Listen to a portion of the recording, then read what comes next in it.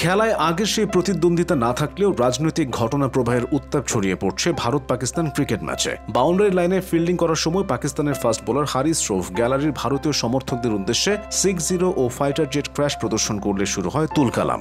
গত এপ্রিলে ভারত নিয়ন্ত্রিত কাশ্মীরের পেহেলগামে পর সামরিক সংঘাতে জড়ায় ভারত পাকিস্তান। সংঘাতের পর দুই দেশই নিজেদের জয়ী দাবি করে। পাকিস্তান সরকার জানায় তারা ভারতীয় বিমান বাহিনীর 6টি যুদ্ধ বিমান ভূপাতিত করেছে। বিপরীতে ভারতের পাকিস্তানের কোনো বিমানের ক্ষতি হয়নি। রৌফ তার 6-0 ও ফাইটার জেট ক্র্যাশের অঙ্গভঙ্গিতে ভারতীয় সমর্থকদের সেটাই বুঝিয়ে দেন। উস্কানিটা অবশ্য আগে দেন ভারতের সমর্থকরাই। রৌফকে খ্যাপাতে তারা কোহলি কোহলি বলে চিৎকার করছিলেন। 2022 টি-20 বিশ্বকাপে ভারত পাকিস্তানের ম্যাচের শেষ দিকে ভারতের দরকার ছিল 8 বলে 28 রান। অনেকেই তখন ভেবেছিলেন পাকিস্তানে জিতবে সেই ম্যাচ, কিন্তু রৌফের শেষ 2 বলে চোখ ধাঁধানো দুটি শটে ছক্কা মেরে ম্যাচ বের করে নেন কোহলি।